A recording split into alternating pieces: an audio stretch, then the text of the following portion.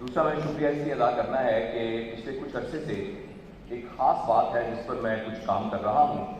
اور وہ چونکہ نوجوانوں سے متعلق زیادہ ہے تو مجھے ایک موقع ملا کہ میں آپ لوگوں سے گفتگو کر سکوں۔ پچھلی دفعہ جب میں یہاں حاضر ہوا تھا تو ہم نے ایک گھنٹے کا سیشن کیا تھا جس میں میں نے بتایا تھا کہ دنیا میں جو تبدیلیاں آ رہی ہیں وہ تبدیلیاں کیسے انفرادی طور پر اجتماعی طور پر ہمارے اوپر اثر ڈالیں گی، اور اس میں سے ایک بڑی تبدیلی آرٹیفیشل انٹیلیجنس اور یہ مشین لینگویج تھی، اور اس پر ہم نے ایک بڑی تفصیل سے گفتگو کی تھی۔ جب میں یہ بات کر رہا تو میرا یہ خیال تھا کہ آئندہ کچھ آنے والے سالوں کے اندر کچھ ایسی تبدیلی آ جائے گی جو ہماری زندگی پر بہت بڑا امپیکٹ ڈالے گی، لیکن مجھے اس وقت بالکل یہ گمان نہیں تھا کہ وہ تبدیلی سالوں میں نہیں دنوں میں آئے گی اور گھنٹوں میں ایون آئے گی۔ چیٹ جی پی ٹی کا ایک ورژن آئے گا اور 2 دن کے بعد ایک اور ورژن آئے گا، اور اس کے بعد جتنے لوگ بھی اس پروفیشن سے وابستہ ہیں وہ سارے کے سارے انزائٹی کا شکار ہو جائیں گے اور وہ بہت پریشان ہو جائیں گے، اور اس بات کا امکان ہے کہ صرف ایک ورژن کے لانچ ہونے سے گوگل جیسی کمپنی کے بلینز ڈالر ڈوب جائیں گے اور ہزاروں لوگ بے روزگار ہو جائیں گے۔ کچھ ایسے پروفیشن بھی ہوں گے کہ جو اگلے دن نہ صرف یہ کہ جاب لیس ہو جائیں گے بلکہ جاب ایبل بھی نہیں رہیں گے، کیونکہ انہوں نے زندگی میں صرف ایک ہی اسکل سیکھی ہوگی اور اس اسکل کی اب کوئی ضرورت نہیں ہوگی۔ اس سارے میں پوری دنیا کے اندر یہ سمجھا جا رہا ہے کہ انسان اب اپنے آپ کو اپ گریڈ کر رہا ہے۔ چیٹ جی پی ٹی اور اس کے بنانے والے اور لوگ اور اسی خیال کے حامی لوگوں کا یہ خیال ہے، اور نقل کفر نباشد ان کا یہ خیال ہے کہ وہ انسان کی جو ناآسودہ خواہشیں تھیں جس کی وجہ سے، یہ میں دوبارہ کہتا ہوں نقل کفر نباشد، کہ جو انسان کی ناآسودہ خواہشیں تھیں ان کی تکمیل چونکہ دنیا میں ممکن نہیں تھی، اس لیے انسان نے اپنے تخیل سے ایک جنت کریٹ کی تھی جہاں ایک سپر مین اور ایک آئیڈیل مین نے زندگی گزارنی تھی۔ اب ہم نے اتنی ترقی کر لی ہے کہ ہم ان ناآسودہ خواہشوں کو یہاں آسودگی دے سکتے ہیں اور وہ جنت ہم یہیں کریٹ کر سکتے ہیں۔ اور انسان اب اپ گریڈ ہونے جا رہا ہے، اور ایک شخص جس کا نام میں پچھلی دفعہ بھی دیا تھا، یووال نوآ ہرارے، جس کی 3 کتابیں پڑھنی وہ بہت ضروری ہیں چیزوں کو سمجھنے کے لیے، اس نے یہ کہا ہے کہ اب انسان، پہلے ٹیکنالوجی اپ گریڈ ہو رہی تھی، اب انسان اپ گریڈ ہو کر خدا کے لیول پر اپ گریڈ ہو رہا ہے۔ لہذا جو خدا کے اختیارات تھے وہ انسان کے ہاتھ میں آنے والے ہیں، جس میں سے ایک اختیار تخلیق کا بھی اختیار ہے اور وہ بھی انسان کے اختیار میں آنے والا ہے۔ اس ساری بات سے ہمیں یہ لگ رہا ہے کہ ویسٹ یہ سمجھ رہی ہے، یا ویسٹ نہ بھی صحیح، دنیا کے وہ لوگ جو یہ سمجھ رہے ہیں کہ اس ٹیکنالوجی کی تحقیق کی وجہ actually it's an anti god anti divine movement, اور اب مذہب کا کوئی سکوپ نہیں ہے اس سائنس اور ٹیکنالوجی میں، اور ہم میں سے سمجھدار پڑھے لکھے لوگ بھی عموماً ان دونوں کو ڈسٹنگوش کر دیتے ہیں اور یہ کہتے ہیں کہ ٹھیک ہے، مطلب مذہب اپنی جگہ پر ہے اور سائنس اور ٹیکنالوجی اپنی جگہ پر ہے۔ میں آپ سے بہت ضروری بات عرض کرنے کے لیے حاضر ہوا ہوں، مہربانی کر کے اگر آپ کے ہاتھ میں موبائل ہے تو چھوڑ دیجئے، اور میں 5-7 منٹ سے زیادہ گفتگو نہیں کروں گا، مہربانی کر کے پوری توجہ سے میری بات سنیے گا۔ دیکھیے، انسان کو پہلی دفعہ یہ موقع ملا ہے کہ انسان، اسپیشلی وہ لوگ جن کا مذہب اور فیتھ سے تعلق ہے، وہ پوری دنیا کے لیے ریلیونٹ ہو سکتے ہیں۔ جہاں یہ آرٹیفیشل انٹیلیجنس کے لوگ سمجھتے ہیں کہ ریلیجن ارریلیونٹ ہو گیا ہے، میرے خیال میں جتنا ریلیجن آج ریلیٹو ہو گیا ہے اتنا پچھلی 4-5 صدیوں میں نہیں تھا۔ اس کی وجہ سے میرے اور آپ کے اوپر ایک بہت رسپانسبلٹی آ رہی ہے، اور میں وہ رسپانسبلٹی آپ کے ساتھ شیئر کرنا چاہتا ہوں۔ دیکھیے، انسان ہمیشہ سے یہ سمجھتا رہا کہ ذہانت اور انٹیلیجنس کا تعلق تھاٹ سے ہے، اور جب اس نے کمپیوٹر ایجاد کیا تو یہ جو ہماری انٹرفیس ہے نا، کہ میں نے آپ سے بات کی، آپ نے اس کا جواب دیا، میں نے اس کا پھر جواب دیا، یہ کام ہم نے کمپیوٹر کو دے دیا، اور کمپیوٹر یہ کام کافی عرصے سے ہمیں کرتا رہا، اور ہمیں لگا کہ وہ انسان کے برابر اس لیے نہیں ہو سکتا کہ وہ صرف اس کی آؤٹ پٹ ان پٹ پر ڈیپینڈنٹ ہے۔ لیکن جس ChatGPT, artificial intelligence اور انٹرنیٹ آف دی تھنگز نے اور مشین لینگویج نے یہ کیا کہ جو انسان کی ایک فیکلٹی تھی میموری کی، اور انسان کی ایک فیکلٹی ہے امیجنیشن کی، جو کہ کمپیوٹر کے پاس نہیں تھی، इस टेक्नोलॉजी ने वो भी कंप्यूटर को दे दी। जब आप मुझसे एक बात करते हैं और वही बात आप वाइस चांसलर साहब से करते हैं और रिजवान साहब से करते हैं, हम तीनों का जवाब इसलिए मुख्तलिफ होता है कि मेरा जो मेमोरी का बैंक है वो मुख्तलिफ है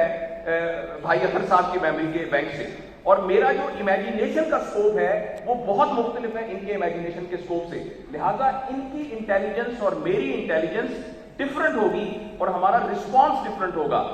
ये काम कंप्यूटर ने इसको भी कर दिया आर्टिफिशियल इंटेलिजेंस और एल्गोरिदम की वजह से। लिहाजा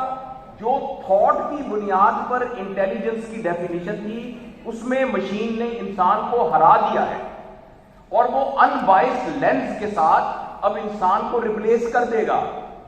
यहां हमें प्लीज गौर से सुनिएगा, पहली दफा हमें यह मौका मिला है जो आज से 100-150 साल पहले अल्लामा इकबाल ने reconstruction of religious thought in इस्लाम में बताया था कि इंसान की इंटेलिजेंस की जो सरफेस की सतह है वो थॉट है,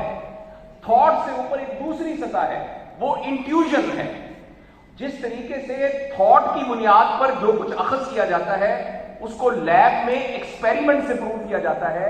इसी तरीके से इंट्यूजन की बुनियाद पर जो अखज़ किया जाता है उसको एक्सपीरियंस की बुनियाद पर प्रूव किया जा सकता है। और जो इंट्यूजन है वो थॉट से ऊपर के लेवल की इंटेलिजेंस है, और जो एक्सपीरियंस है वो एक्सपेरिमेंट से ऊपर के लेवल की एक फैकल्टी है, और इनका साइंस के साथ कोई लड़ाई नहीं है।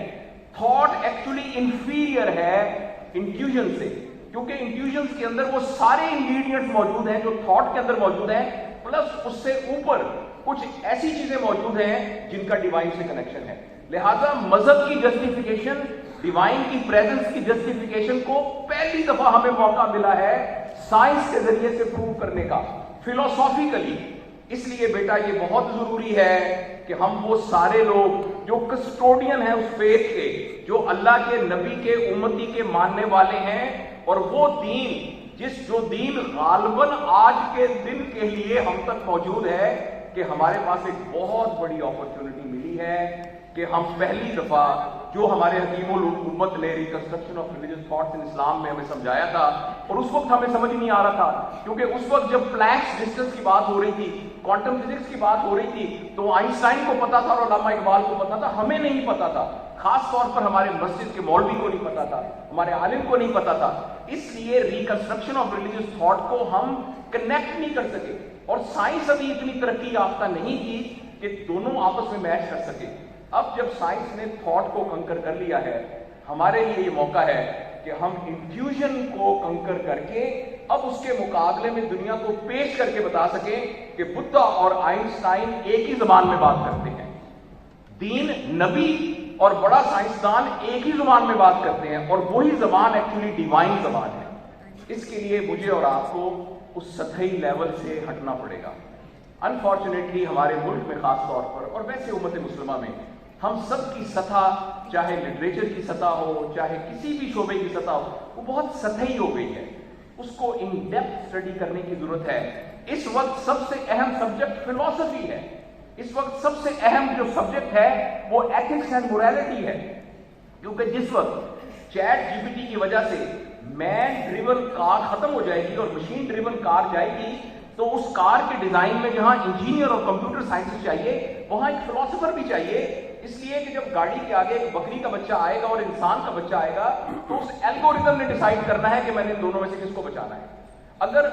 यूटिलिटी और प्रोबेबिलिटी के हिसाब से बचाना पड़े तो बकरी के बच्चे को बचाना ज्यादा मुफीद है बनिस्बत 3 साल के इंसान के बच्चे के। लेकिन इसमें अब फिलोसोफर्स की जरूरत है,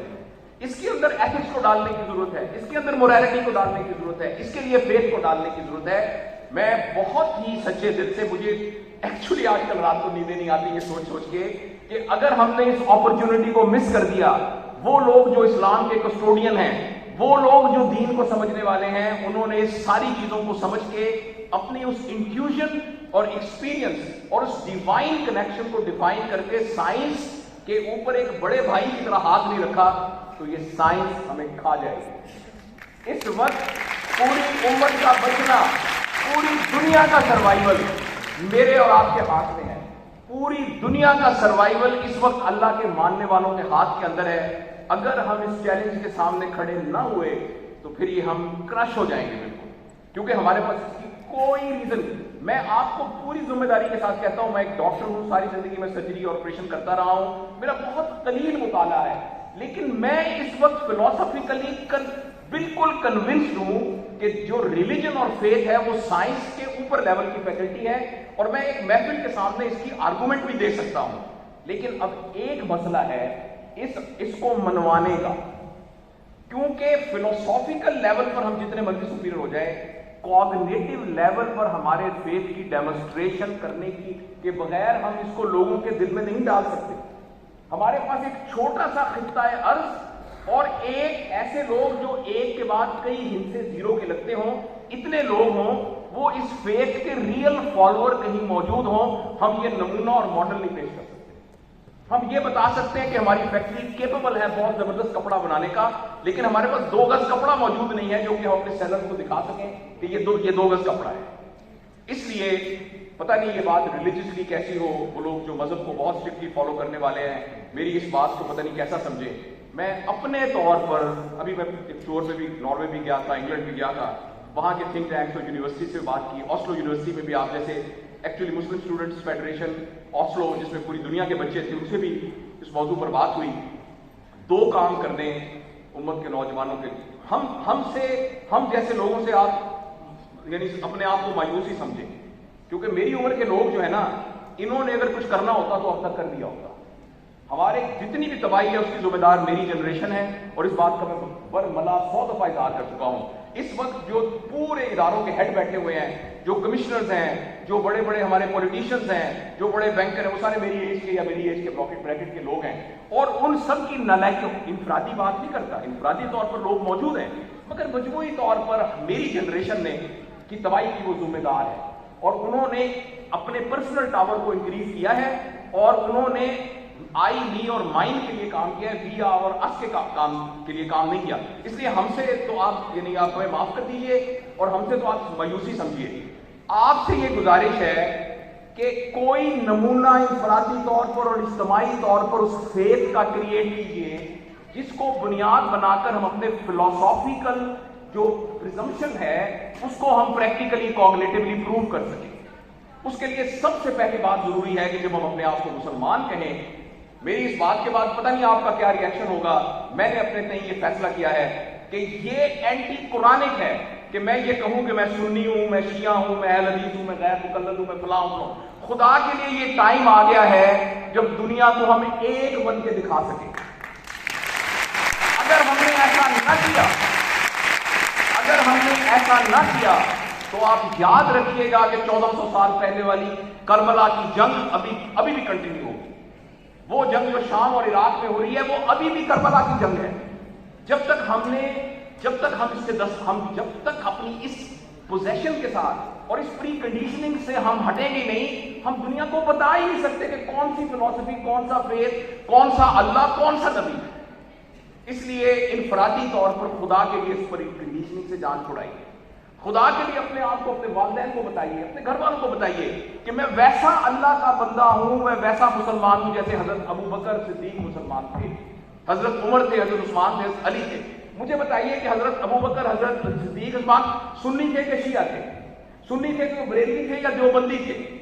اہل سنت تھے یا اہل سنت و جماعت تھے؟ اثنا عشری تھے کہ 4 اماموں والے تھے؟ جو وہ 4 لوگ تھے یا ان کے صحابہ سارے تھے جو اللہ کے نبی تھے، اس طرح کا مسلمان بننا بہت ضروری ہے۔ جو علمی مباحث ہیں وہ علماء کے لیول پر رہنے دیں، اس کو عوام تک نہ لے کے آئے۔ ایک تو میرے بیٹا یہ، اور بچوں اور میرے بہنوں اور بھائیوں، یہ ہم نے نہ کیا تو اب ایسا نہیں ہے کہ اگلی صدی ہماری نہیں ہوگی، اگلے سالوں میں کچھ نہ کچھ ہونے والا ہے جس میں اللہ معاف کرے، ہو سکتا ہے اقوام متحدہ، ذرا غور سے سنیے گا یہ بات، اللہ کرے ایسا نہ ہو سکتا ہے اقوام متحدہ ایک قانون بتا دے کہ آج کے بعد کوئی مذہب کا نام نہیں لے گا۔ اس بات کی پاسبلٹی ہے، اس بات کا گراؤنڈ ہے موجود، جس کی بنیاد پر کوئی ایسا ایونٹ کریٹ کیا جا سکتا ہے کہ جس کی بنیاد پر اقوام متحدہ میں فیصلہ ہو جائے کہ آج سے کوئی بندہ، جس طرح پہلے جنگ نہیں کر سکتا تھا یا ایٹم بم نہیں بنا سکتا یا کچھ نہیں، کوئی بندہ اللہ کا نام نہیں لے سکتا۔ بتائیے میں اور آپ کیا کریں گے اس وقت؟ اس لیے بہت ضروری ہے کہ اپنے دل سے انفرادی طور پر ایک تو اس کو ختم کیا جائے، ایک ہم کوئی ایک جگہ ایسی بنائیں جس میں کوئی ہزاروں لوگ ایسے موجود ہوں جو یہ کہہ سکے بی لائک اس، جیسے صحابہ کہہ سکتے تھے کونو مثلنا، ہمارے جیسے ہو جاؤ، آگے اس کو فلسفی نہیں سناتے تھے۔ انفارچونیٹلی ہم پریکٹیکلی کوگنیٹو لیول پر اپنی فلسفی کو پروو کرنے کے لیے یہ دو کام نہیں کر سکے۔ یہ دو کام میری جنریشن نے خراب کیے ہیں۔ آپ سے توقع ہے کہ مہربانی کر کے ہمیں معاف کر کے انفرادی طور پر اب تھوڑا سا اپنے فلسفی پڑھیے، اپنے دین کی ڈیپتھ کو سمجھیے، قرآن کے ساتھ اپنا تعلق بنائیے، سیرت نبی کو پڑھیے، reconstruction of religious thoughts in Islam کو دوبارہ پڑھیے اور کر کے دیکھیے کہ ایز این انڈیویجول آپ کی اور میرے اوپر کتنی رسپانسبلٹی ہے۔ اور ہم کبھی بھی انتظار نہیں کر سکتے نواز شریف، عمران خان یا زرداری کا کہ وہ آ کر اس کو ہمیں ایک سٹینڈ دے گا، مجھے اور آپ کو کھڑا ہونا پڑے گا۔ اگر ہم اس کے لیے تیار نہیں ہیں تو میرے منہ میں خاک، بہت جلد ایسا ڈیزاسٹر ہونے والا ہے جو ہم سب کو، ہمارے نظریے کو، ہماری فلسفی کو اور ہماری اکانومی کو تباہ کر دے گا۔